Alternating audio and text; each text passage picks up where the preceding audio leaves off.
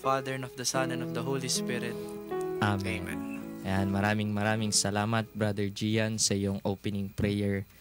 At magandang umaga po sa lahat ng ating mga tagapakinig, sa ating mga kalakbay, sa ating mga kapatid sa pananampalataya. At isang pinagpalang umaga po sa inyong lahat. Ako po muli si Brother Lance, ang inyong host sa Catch the Call. Nagbabalik po ako at sa pagkakataong pong ito ay hindi ko naman kasama si Brother Kenneth dahil nung nakaraan po ay siya yung naandito, siya yung nag-host at kasama po niya si Brother Frank. Ngayon naman po ay meron po tayong kasamang isa na namang bagong guest. Yan po ay si Brother Howie. Brother Howie, maaari mo bang ipakilala ang iyong sarili? Maraming salamat Brother Lance, no? Muli po ako po si Brother Howie Gamboa at isang kagalakan sa akin na maanyayahan dito sa ating munting programa na Catch the Call kung saan pag-uusapan natin yung mga mahalagang dahilan kung bakit kailangan nating i-consider yung pagpasok sa seminaryo na isa sa mga kailangan nating isama sa ating desisyon, particular na sa ating kolehiyo. Kaya ang aking hiling lamang ay itong ating pag-uusapan ay magbibigay talaga ng ganoong kahalagahan sa at lalong-lalo na sa mga kabataan na ngayon ay nag-iisip at ngayon ay nagpaplano para sa kanilang gagawin ngayong sila ay tutungo na sa kolehiyo. Ayan, muli ako nga po si Brother Howie Gamboa, ang isa po sa mga kaklase ni Brother Kenneth at Brother Lance. Kami po ay third year college seminarians na nag-aaral po sa Our Lady of Peace College Seminary kung saan we are also taking Bachelor of Arts in Philosophy. Yan, maraming salamat Brother Howie. So nung nakaraan po ay pinag-usapan natin at itinuloy nila Brother Kenneth yung top 10 things to promote vocations. According po yan sa USCCB website. At ngayon naman po ay gaya nga ng sinabi ni Brother Howie kanina, ay ibabahagi po namin sa inyo, kaya yung mga kabataang kalalakihan na nandyan, makinig po kayong mabuti sa mga nanay, tatay, lolo at lola na nakikinig po dyan. Baka nariyan lamang din po sa inyong mga tahanan, inyong mga apo at anak, ay maaari po ninyo silang anyayahin o imbitahan na makinig dito sa top 10 reasons why you should enter the seminary. So, napakaganda po i-explain po namin isa-isa ni Brother Howie kung bakit kailangan or bakit magandang mag-aral sa seminaryo. No, Brother Howie, dito sa pag-uusapan natin na ito din yung ginagamit natin madalas sa mga vocation promotion campaigns natin sa school, no? Yung pagka lumalabas tayo. At alam ko nga parang nakabisado mo na yata yung yung top 10 na yan na kahit wala ka ng kopya, talagang na-explain mo na ng mabuti, no? Sa katunayan, brother, hindi naman gaano. Hindi pa gaano. No? Siguro mga hanggang 5 lang yung naalala ko sapagkat yung 5 iyon ay isa sa mga pinakamahalaga. Though the other reasons are the practical reasons na mapag-uusapan natin mamaya. At yung mga 5 sinasabi ko, yun yung mga talagang kailangan nating kabisaduhin bilang isang seminarista at bilang mga gustong pumasok o may kagustuhang pumasok sa seminaryo. So, tama ka dyan, brother, no? So, umpisahan na natin. Una tayo dun sa first number 10. Umpisa muna tayo sa number 10, pababa tayo doon sa pinakamahalaga. Ang una pong reason ay ang seminaryo ay zero tuition fee. Yan, zero tuition fee po tayo.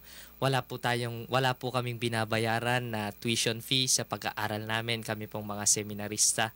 Ang binabayaran lamang po namin ay yung aming monthly board and lodging at yung miscellaneous fee po per semester. Ito pong monthly board and lodging, yun po yung ginagamit, no brother, sa pang-araw-araw natin na yung pagkain, sa tubig, sa kuryente, and yung sa miscellaneous fee naman po, yung other expenses, no? Kasama ba doon yung sa internet dahil gumagamit tayo ng internet. So, yun po, zero tuition fee. Wala pong binabayaran na tuition fee sa pag-aaral po sa seminaryo dahil isa po sa mga ay pinagmamalaki din ng seminaryo ay yung aming mga professors. Sila po ay mga pro bono. Meaning, Walang bayad, no, Oo, brother? walang bayad. They share their knowledge, no? Ibinabahagi po nila, nagseserbisyo po sila sa seminaryo, binabahagi nila yung kanilang kaalaman ng walang anumang kapalit. Pro bono po yung ating mga professors, lay professor, priest professor, lahat po sila. So yun po yung isa sa kagandahan sa seminaryo. Yun po yung isa sa pinagmamalaki namin sa seminaryo, no? Na at saka ito pong mga professors na ito ay matagal nang nagtuturo, no? Yung karamihan po sa kanila since the beginning of the seminary nagtuturo na po. Up until now, yung iba po ay nagtuturo pa din po sa seminary. So yun po yung number 10, zero tuition fee. Ang binabayaran lang po ay yung monthly board and lodging at yung miscellaneous fee na per semester. So, yun, brother. At dagdag ko lang brother, no, doon sa ating zero tuition fee, siguro kung akong nakikinig dito at kabataan ako sa labas, pwede kong sabihin sa seminaryo na meron din naman mga paaralan no universities ngayon na sa mga career guidance, napakinggan natin yung mga yan na nag-o-offer ng mga same offer like us, yung zero tuition fee, first 100, libreng uniform, libreng PE uniform. Pero ano yung kahibahan sa seminaryo na bagamat merong mga binabayaran na monthly board and lodging and miscellaneous fee, ay hindi lang, kumbaga hindi pa rin tayo pinababayaan ng seminaryo patungkol sa mga bayarin na yon. Dahil hindi naman po lahat ng mga pumapasok sa seminaryo ay may kaya sa buhay or financially capable.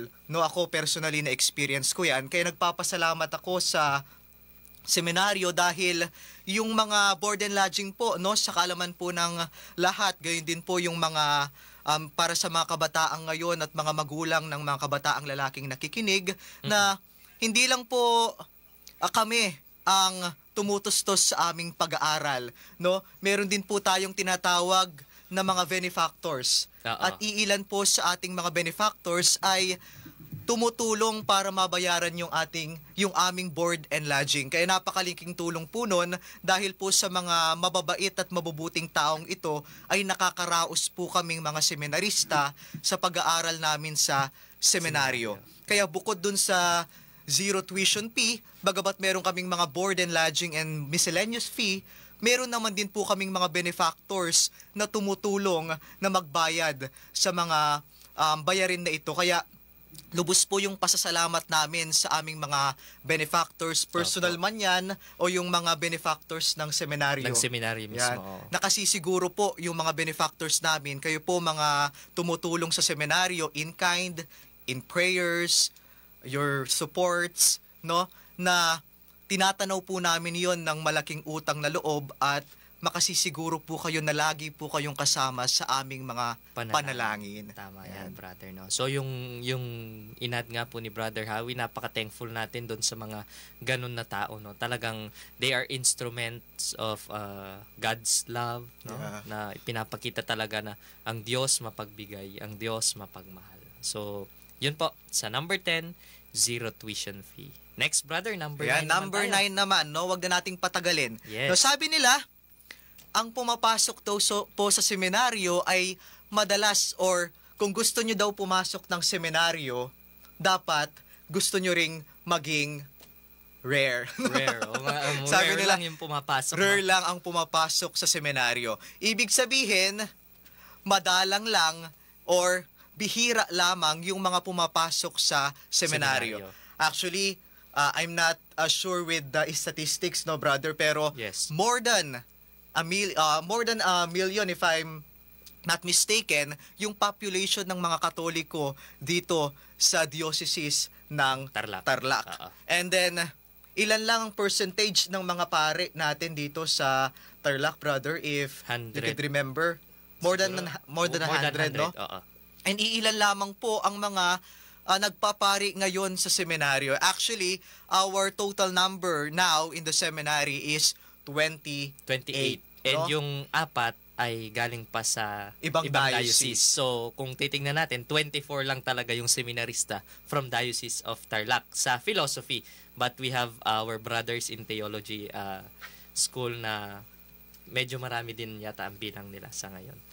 Kaya kung makikita natin, no, napakakonti lamang ang tumutugon doon sa panawagan sa pagpapari. Actually, madalas nga natin sinasabi, no, many are called, but few are chosen. But alam mo, brother, dun sa percentage o dun sa ratio kung saan nabibilang lang yung mga pumapasok sa seminaryo, siguro I could reflect by telling that na minsan hindi naman dun sa kung maidadagdag ko lang doon sa passage na yun, no, many are called and few but few are chosen.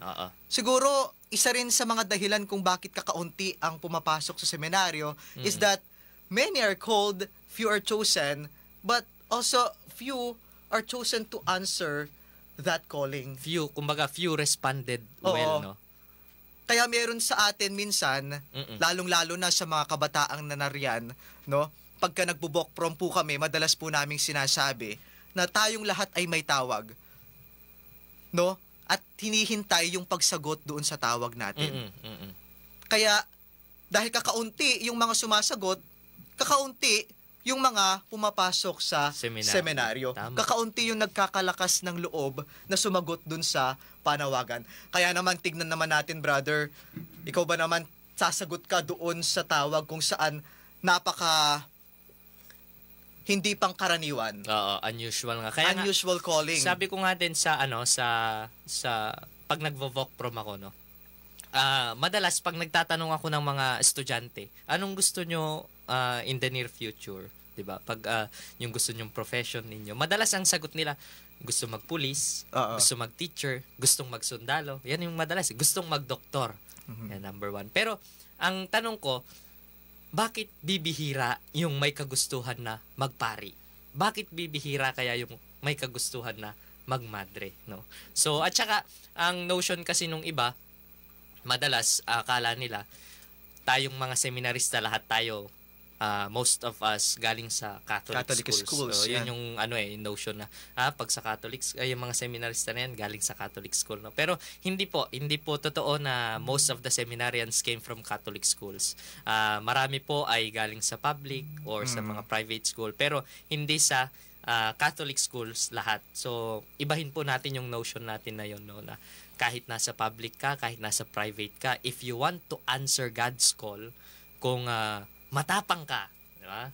Talagang sasagot ka sa panawagan ng Diyos sa'yo. Kaya very rare talaga yung mga pumapasok ng seminaryo.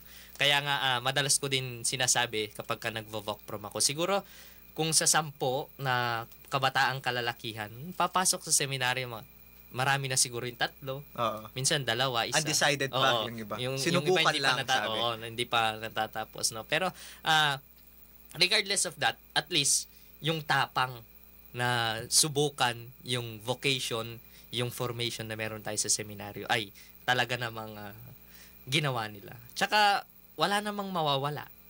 Kaya yung mga nakikinig po dyan, mga kabataang kalalakihan, try mo lang. Wala namang mawawala, 'di ba? Hindi naman kawalan na kung pumasok ka o subukan mo yung buhay sa seminaryo, yung pagiging seminarista.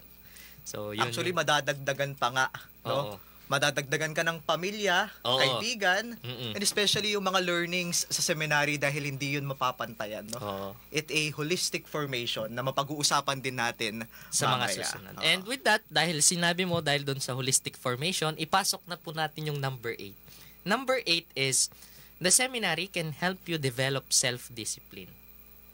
Marahil, isa po sa sinasabi namin ngayon na yung mga pag pumasok ka sa seminaryo, hindi naman automatic magiging pari ka. Diba? May mga pagkakataon din na yung seminaryo ay natulungan kang nag-discern. Ayan, mapag-uusapan din po natin sa mga susunod na reasons. Natulungan kang nag-discern, mas nakita mo kung para saan ka nga ba talaga. So, ang mahalaga, you develop your self-discipline. Ako, honestly, sa seminaryo, doon ko natutunan yung lalo na nasanay ako doon sa study habit natin ngayon na pagdating ng 8 ng gabi, hindi pwedeng hindi ka mag-aral. Talagang yun yung isa sa nakikita ko na growth ko sa seminaryo, no? Kahit na kuminsan maloko talaga, 'di ba? Oo. Ayan, alam po ni Brother Howie yan. Pero yung study period na yon ay lalo na ngayon dahil nagtitesis tayo. And then malapit na rin ang midterm examinations. Tsaka yung extension ng study period yan, no? Talagang magagamit mong mabuti yung time mo, no? Yung study habit mo, madedevelop mo siya ng mabuti. And hindi lang yon, hindi lang sa intellectual, no? Yung pagdating din sa human formation, yung pagpapakatao, yung mga simpleng manual labors, no? Yung mga ginagawa natin na walis, pagwawalis, household chores, yung mga yan, no? Ang laking tulong niyan sa formation natin, sa pagpapakatao natin. Kaya nga, sabi po ni Brother Howie kanina, holistic formation. The seminary has its 4 pillars of formation. Nandyan po yung human, intellectual, spiritual, yan mahalaga po yan, ang buhay natin na yung relasyon natin sa Diyos, at yung pastoral formation o yung we devote ourselves to the service of the community. So, yun po, yung number 8, napakahalaga nun, no, Brother Howie? It will help you develop self-discipline. Hindi ka man maging pari in the future, hindi man po ganun yung kalalabasan in the future. Ang mahalaga, natututo. Diba? Ang mahalaga, meron tayong natututunan doon sa formation natin sa seminary. And in line with that, no, it brings me to the number 7, no? Our number 7 reason kung bakit kailangan natin i-consider yung pagpasok ng seminaryo. So, itong number 7, sabi dito, it will discover your purpose in life. No, tulad nga nung sinabi mo, Brother Lance, kanino, sabi nga po ni Brother Lance kanina, na hindi naman lahat ng pumapasok ng seminaryo ay nagpapari. At hindi naman lahat ng gustong magpari ay nagpapari, no? At sa pagpasok po natin ng seminaryo ay tinuturuan tayo na malaman kung ano yung purpose natin sa buhay. Totoo nga na wala namang mawawala kung susubukan mo. Actually, brother, naalala ko lang nung nagdi-decide akong pumasok ng seminaryo, isang seminarista ang tinanong ko noon bago ko mag-exam. Brother, sabi ko dun sa seminarista ngayon, hindi ko na maalala yung pangalan, through chat lang. Sabi ko, brother, madali lang po bang pumasok ng seminaryo? Maayos po ba o madali lang po o maganda po ba yung pagpapare?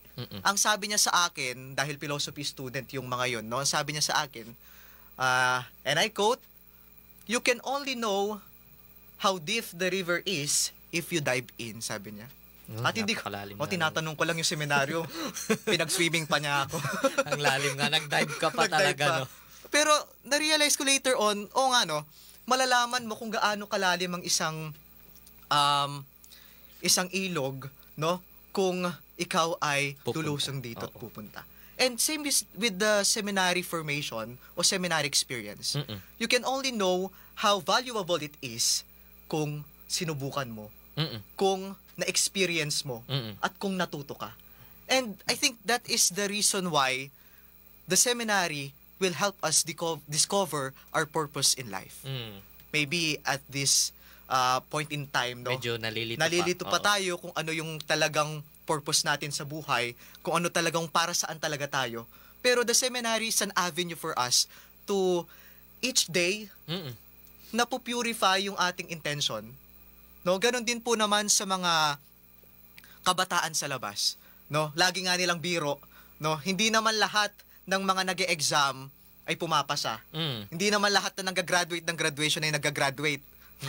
Hindi naman lahat ng nanliligaw ay sinasagot. No? Ganun din po sa pagpasok ng seminaryo.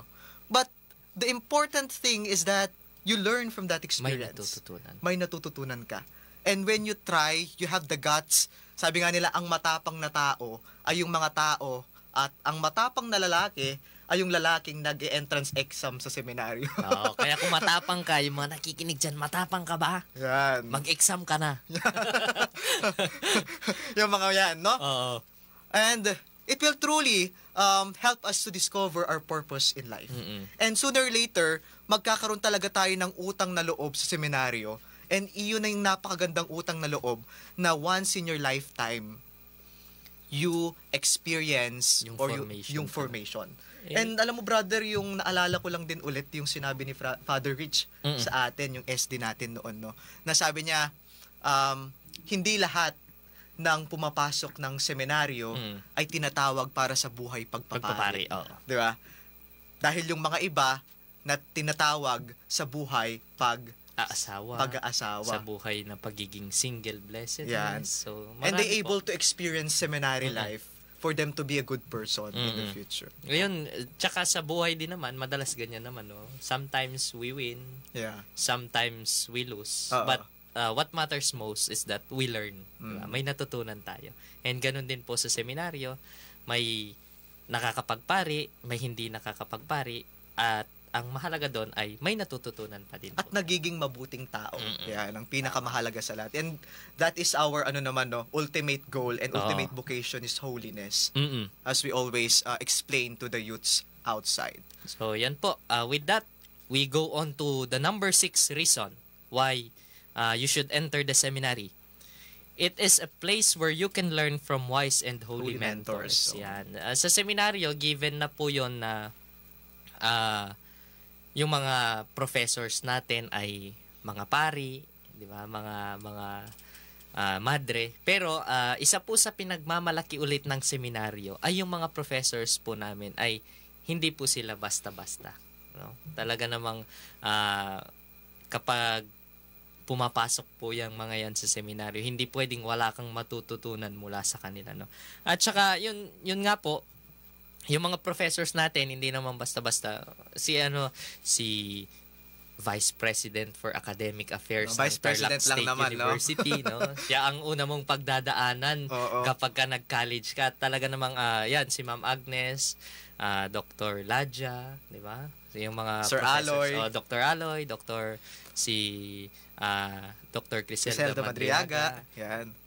Sila po yung mga some of the professors na talagang matagal na din nagsaserve sa seminaryo. Matagal nang nagtuturo sa mga seminarista na wala pong bayad, pro bono, no? Kaya it is a place where you can learn from wise and holy mentors. Imagine yung teacher mo, doktor, no? Na talagang dean of studies, no? Talagang nagtuturo. At saka ganun din po yung mga bigating mga kaparian ng diocese, no? Makikita po ninyo na nagtuturo sila sa seminaryo ng libre.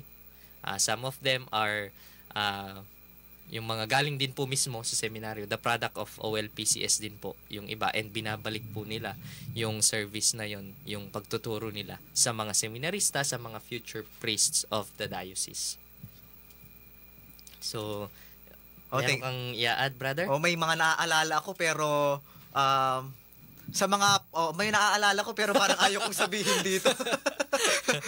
Pero yun nga, no, nagpapasalamat po kami sa mga walang sawang sumusuporta at nagtuturo na walang bayad sa seminaryo, mga pari at mga guro, mga retired teachers, mga prominent professors in different universities po na nagbibigay or nagbabahagi ng kanilang kaalaman at karunungan sa mga seminarista. And in fact, no, hindi lang yung kanilang talino, yung kanilang kaalaman ang binabahagi sa atin, brother, no? Kahit din yung kanilang kakayahan.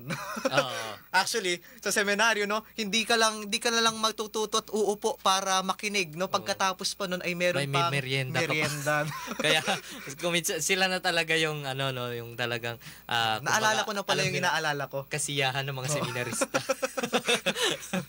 Alam na nila yung mga after ng klase, ganun, mostly. Kaya maraming salamat po doon sa mga professors namin na talagang walang sawa ang suporta sa aming mga seminarista, sa aming mga estudyante po na mga, kung magkataon man, future priests of the diocese, no? Yeah.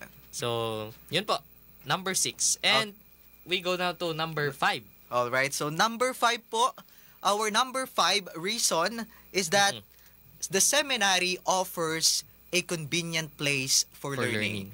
Actually, nung pumipili ako ng nung pumipili ako ng school kung saan ako magka-college o mag-senior high school noon, isa sa mga priority din yung convenient ba to and accessible, no? Bukod sa financial, yung kung pwede ba ito, or I mean, hindi ba ako gaanong mahihirapan kung ito yung pipiliin kong school. Actually, yung unang tanong nga natin noon, no, gaano ba ito kalayo? No? Ako kasi noon, nung nag-aaral ako ng Alvinja Aguso High School, kung saan ako nag-junior high school, no? Ang pangarap ko kasi noon ay makapag-aral sa private school. Ayan, isa sa mga dream ko ang makapag-aral sa private school. And gusto-gusto ko rin yung nagbabiyahe. Kasi sa school namin, nilalakad lang namin na magmula daycare ako, preparatory hanggang junior high school, naglalakad lang ako. Hindi ako nakakakita ng sasakyan. So para maiba naman, oh. Para maiba naman. Oo. So, isa yun sa mga choice ko. Kaya nung sinabi nilang seminaryo, ay bayan to, San Isidro.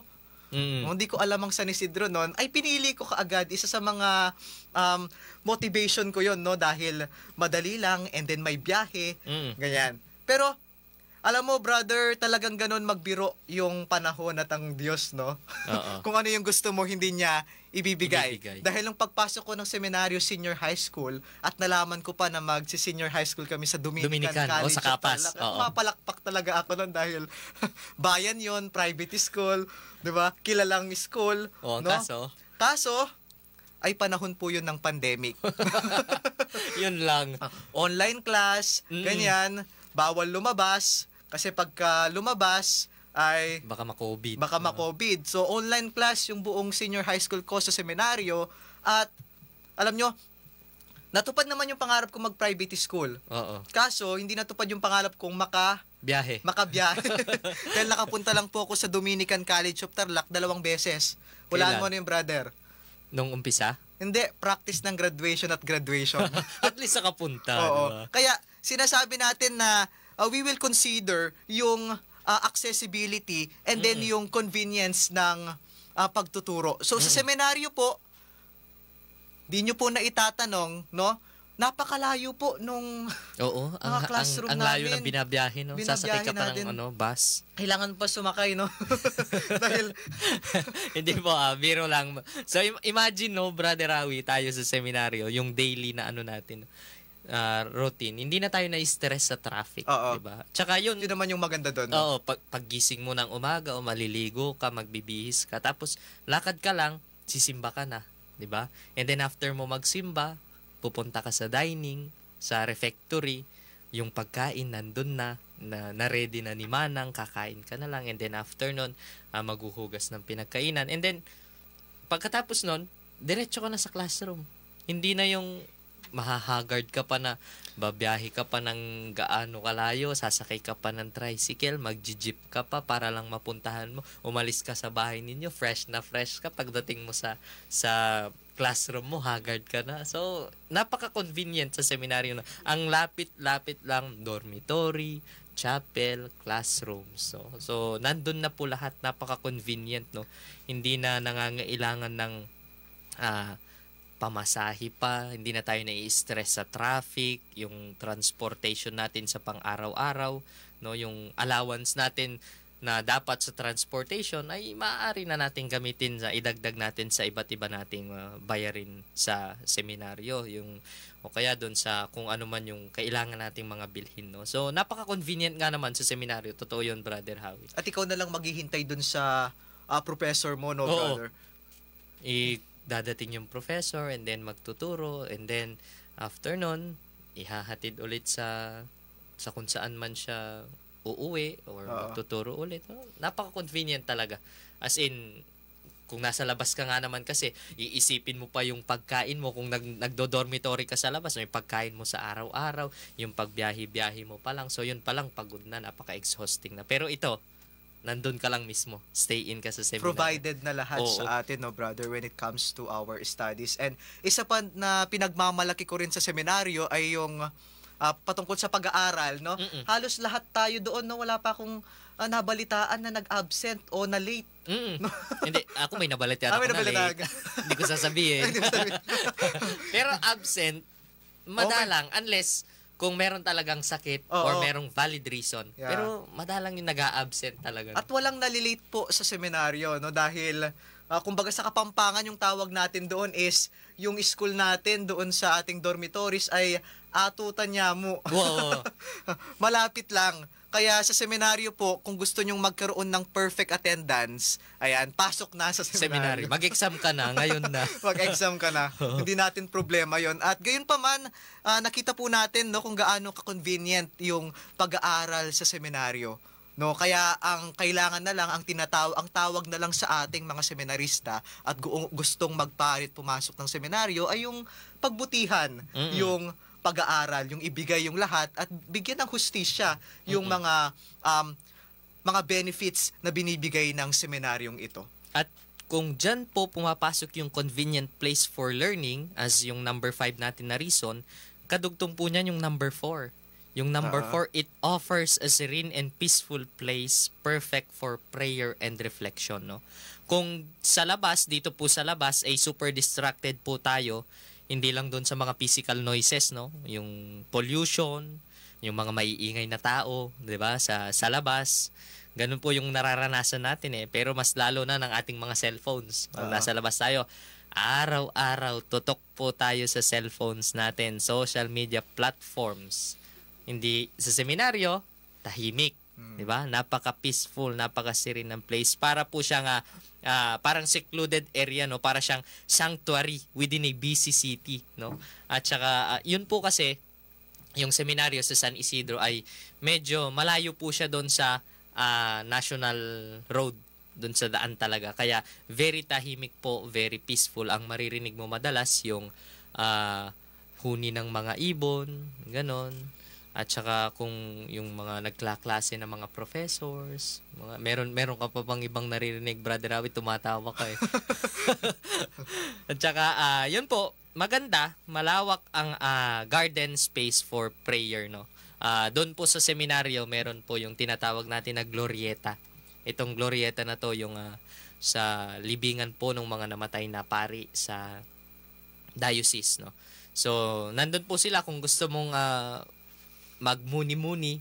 Ako pagka medyo mabigat yung pakiramdam ko lumalakad ako doon sa glorieta. At saka pagdating mo doon, talagang mawawala yung bigat ng pakiramdam mo Talagang mapapalitan na okay na kahit papano nakapagmuni-muni ka na. So, napakatahimik po sa seminaryo. At saka ang isa kong gustong-gusto ko pa sa seminaryo is yung tinatawag nating Magnum Silentium. Yung time of total silence talaga, no, na talagang makakapag-focus ka sa prayer life mo, sa sarili mo, na makakapag-meditate ka ng maayos doon sa total silence na yun. So, yun yung isa sa pinakagusto ko din sa seminaryo. And talagang makapagdarasal ka sa katahimikan sa seminaryo. Well, baka isipin nila na talagang hindi na tayo nagsasalita doon, brother, no? Ay, hindi naman.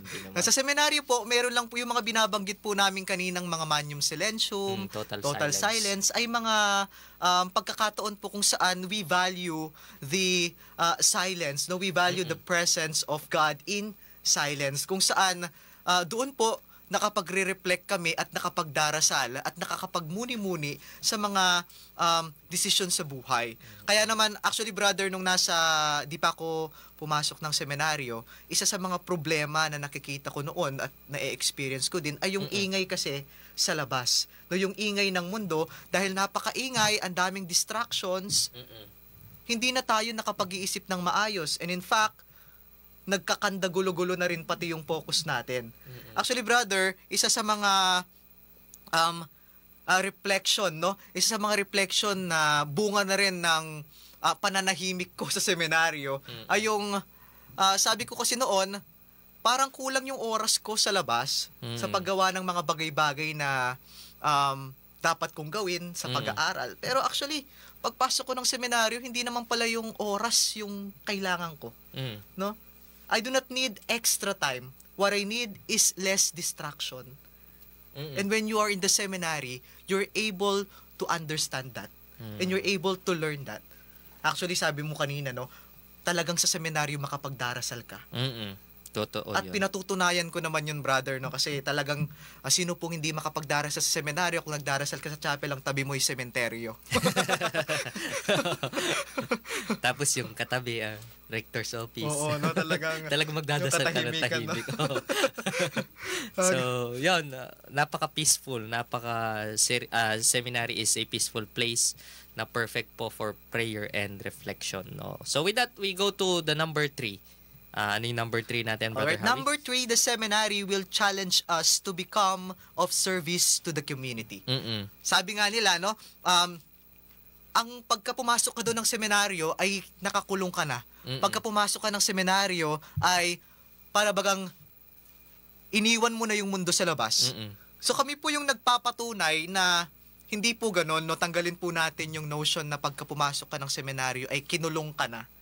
No, dahil sa seminaryo po ay tinuturuan din po kaming lumabas to reach out others, especially those who are in dalaylayan, sabi nila, yung mga hindi pinapansin ng lipunan. No, actually, every Saturday po ngayon, no, ngayong oras na ito, at the moment, no, yung mga kapatid po naming seminarista ay nasa kanya-kanyang apostolate areas. No, meron po na pumupunta yung ating first year yung brothers. Mga first year brothers yan, katulad po si Brother Gian at yung kanyang mga kaklase dito po sa Radyo Maria, tumutulong po sila sa mga ibang trabaho, works dito sa Radyo Maria. Yung mga second year naman, nagpupunta po sila sa bahay ampunan, sa bahay ni San Jose, at sila po ay tumutulong sa pag-aalaga doon sa mga bata, no, na naandun po nakatira doon sa bahay ni San Jose.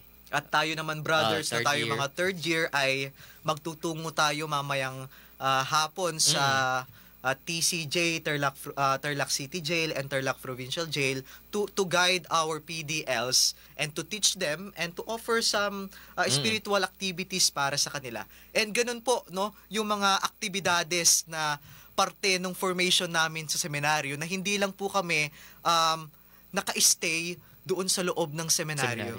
At lumalabas din po ang mga seminarista to reach out these particular communities upang iparamdam yung pagmamahal ng Diyos sa kanila. These are specific programs talaga which helps us grow in the formation at saka yung ma-enrich po yung aming mga experiences doon sa mga nakakasalamuha namin every Saturday. So, yun po, number 3, it challenges us to become of service to the community. And isang panawagan lamang po sa mga nakikinig dyan, no, lalong-lalo na sa mga kabataang lalaki, na if you have the same concern and interest of helping people in the community through outreach programs and through different services like what we are doing, no, please, no, consider entering the seminary. Mas matutuwa po kami kung sasama po kayo sa amin na bilang sa pamamagitan ng pagpasok sa seminaryo at pagiging seminarista, na upang magawa po nating sabay-sabay itong interes natin na makatulong sa ating kapwa. So, yan po. With that, we go on to the number 2, community and brotherhood. Hindi lang po mere fraternity ito, no? Mas makabuluhan at mas makahulugan po ang brotherhood sa loob ng seminaryo. At isa po ito sa mga napakagandang bagay doon sa loob ng seminaryo na matutunghayan po ninyo, no? Kaya nga sa mga recent book prom namin, sinasabi ko po na meron po kaming kasama from Abra, from Bataan, from Zambales, from Pangasinan. So iba't iba po kami ng background, no? May mga galing sa Ilocano part, may mga galing sa Kapampangan part, pero we unite as one. Yun po yung natututunan namin sa community and brotherhood sa seminaryo. Ito pong vibrance ng community kung saan ang bawat isa po ay hinahamon na ituring na kapatid ang bawat isa. Kahit nagmula po kami sa iba't ibang pamilya, nagmula kami sa iba't ibang bayan, sabi ko nga. Unity in diversity, kumbaga. No? So, hindi po ito brought by force, but a blessing from the Lord. Kaya nga po meron kaming magandang tagline sa seminaryo minsan. Alam mo ba yung tagline natin, yung Kapampangan na abe-abe, mi panyaw, mi papanantabe, at mi papanyapo. Yeah. Kilala mo ba kung kanina galing yon? Yung ba yung makalagay sa likod ng tricycle, brother? Hindi, iba yun. Ay, iba pala. Iba yun. Kumbaga, yung Kapampangan na yun, no? So, kung iaano natin siya sa biblical verse, ang katumbas nun, sabi sa Bible ay, how good and pleasant it is when brothers live in unity. So, yun po yung number 2, no? Ang natututunan namin sa seminaryo. Community and brotherhood. At yung number 1 po, ang pinakamahalaga, papalapit na po tayo doon sa mga pinakamahalagang rason kung Ito na bakit yung tayo pinakamahalaga. papasok ng seminaryo. Seminaryo. The number one reason is that the seminary is a place to become closer to Jesus. Oo. And it is a house of formation and discernment. Mm-mm. Kaya kanina po palagi natin pinag-uusapan, anong pinagkaiba nito sa mga ibang eskwelahan? Anong pinagkaiba nito sa ibang university? Since they offer the same education, yung mga activities when it comes to academics, ang pinagkaiba po nito ay simple. Dahil it is a house of formation. Mm-mm. A holistic formation, which it teaches us, it forms us in 4 pillars: the human, spiritual, pastoral, and our academic formation. And ito po yung pinakaunang rason kung bakit kailangan natin i-consider yung seminaryo. Dahil ang ating seminaryo is the heart of our diocese. Kung saan, ito rin yung isa sa mga paraan, isa sa mga bukasyon kung saan tayo ay mas magiging malapit sa Diyos. At saka yung, kumbaga, to become His disciples. Dito Oo. tayo hinuhubog para maging disipulo, maging tagasunod talaga ni Kristo. Kung ano nga ba yung ibig sabihin toong tagasunod ni Ni Kristo. Kristo. Yan. So, Lagi nga natin sinasabi no sa mga vocation promotion materials natin, no, we explain different kinds of vocation. No? Wala naman pong mali doon sa mga bukasyon na yon, o wala naman pong mas mataas at mas mababa sa mga bukasyon na yon, dahil tinatawag tayo in that different vocations. Pero kung para po sa akin na nagpapare, if you want to become, para sa mga kalalakihan na nandiyan, if you want to become closer to Jesus, why don't you try to consider priesthood? Subukan mo No? na. Wala namang mawawala. Wala namang Kasi mawawala. paano mong malalaman na tinatawag ka kung hindi mo susubukan tumugon? Kundi mo sasagutin yung tawag. Yun lang naman yun eh. Napakasimple. So yung number 1 po, no, it's a place to become closer to Jesus. A seminary is a house of formation and discernment. And with that, ang pinakarason po talaga kaya tayo ay inaanyayahan, it's because God loves you and the church needs you. So, yun po yung pinaka-reason talaga kung bakit kinakailangan nating talagang tugunin ang panawagan ng Diyos. So, yan po yung top 10 reasons natin ngayon kung bakit kailangan pumasok sa seminaryo. So, number 10, nandyan po yung zero tuition fee. Yung number 9 po ay rare lang ang pumapasok sa seminaryo. Okay, subukan mo na. Try mo lang, promise. Walang mahirap, walang mawawala, walang mahirap sa pagpasok, no. And number 8, it can help you develop self-discipline, no. So number 7, what's your purpose in life? Dito mo malalaman. The seminary is a place that will help you to discern and clarify your vocation in life. Number 6, it's a place where you can learn from wise and holy mentors. So number 5, no, it offers a convenient place for learning. Number 4, it offers a serene and peaceful place perfect for prayer and reflection. Number 3, it challenges us to become of service to the community. And number 2, it's a place where community and brotherhood were built. And then number 1, it is a place to become closer to Jesus, a house of formation and discernment. Pero the real reason The real talaga, reason is it's that because God loves you and the church needs you. So para po sa mga kabataang kalalakihan na nakikinig dyan ngayon, kayo po ay inaanyayahan namin. Matapang ka ba? Mag-exam ka na.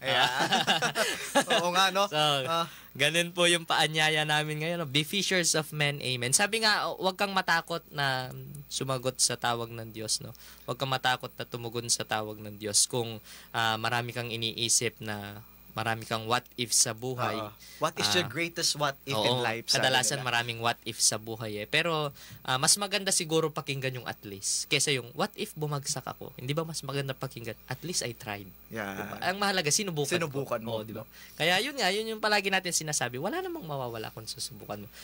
Kung minsan, doon pa nga sa try lang na yon. Sila pa yung graduate talaga. Sila Sila pa yung yung nagpapare, nagtutuloy at nagiging pari talaga in the near future. Baka brother, they are, alam mo, yung mga kabataan ngayon na nakikinig, sigurado ako, no? Naghahanap yung mga yan ng sign. Oo, tama. If you're looking for a sign, Oo. this is the it. sign, Ito oo. na yon. Sa mga nakikinig dyan, no, kung naghahanap kayo ng sign, kung kailan tinatawag kayo sa pagpapari, pagpasok ng seminaryo, ito na po yun, no? Kami yung nagsasabi because later in your life, if you consider this decision, maaalala ninyo na nakapakinig kayo sa Radyo Maria Philippines ng mga seminaristang nag-vocation promotion at niyaya kayo na pumasok ng seminaryo. At yun na yung sign. Oh, yun no? na. Tama. Ito na yung sign. Ito na. Ito na yung No, this is hinihintay the nilang sign. Kaya naman para sa mga kabataan dyan, no? Anong ulam? Iba yun, iba. Ay, iba pala yun, iba pala. Nang anong ulam? Kaya para sa mga kabataan dyan, no? Mag-exam na kayo sa seminaryo. Hinihintay na namin kayo. Masaya ang buhay seminarista, pero masasaya pagkasama ka. So yan po. Ito po ang top 10 reasons why you should enter the seminary. Dito po yan sa Catch the Call, Usapang Bukasyon with OLPCS Vocation Promotion Team. At bago po tayo matapos ay binabati lang din po natin muli ang ating tagapakinig dito sa himpilan ng Radyo Maria, ating po mga kalakbay at ganun din po yung ating mga nasa Facebook Live, yung ating mga viewers. Yan po, si Tita Evelyn de la Cruz. Yan, Jericho, si mama mo nanonood pala. Good morning Good po. morning po, tita. Si Brother John Wishley Vicente from San Antonio de Padua, Karamutan. At si Father Parish Priest daw po, si Father Ricardo Cruz Jr. Isa din pong professor sa seminaryo. Good morning po. Sino po ito? Mr. Ivan Charles Ramos. Yan, good morning po. Si Ariana. Ayun, si Tita Florabel. Good morning, Brother Howie and Brother Lance. Ayan. Good morning po, Tita. Our unending supporters. No? Si Tita Jenny Orquico din. Good morning po, Tita, sa inyo. So, ayan po. At dito po nagtatapos ang ating usapan ngayong umagang ito dito sa Catch the Call. At bago po natin formal na tapusin ang ating program ay inaanyayahan ko pong muli si Brother Gian para sa isang pangwakas na panalangin. Let us pray in the name of the Father, and of the Son, and of the Holy Spirit. Amen. God our Father, in this moment we are grateful because we are able to share the top 10 reasons on why they should enter the seminary. May young men be inspired on what we say so that there are many young men that will respond to your call. Bless each of us, especially the listener, staff, and benefactors of Radio Maria. We ask this through Christ our Lord. Amen. In the name of the Father, and of the Son, and of the Holy Spirit. Amen. Amen. Muli ito po ang Catch the Call, Usapang Bukasyon with OLPCS Vocation Promotion Team. Ako po si Brother Lance at siya Ako naman po si Brother Howie. na nagpapaanyayang Be Fishers of Men. Amen. Maraming salamat po at magandang umaga po sa inyong lahat.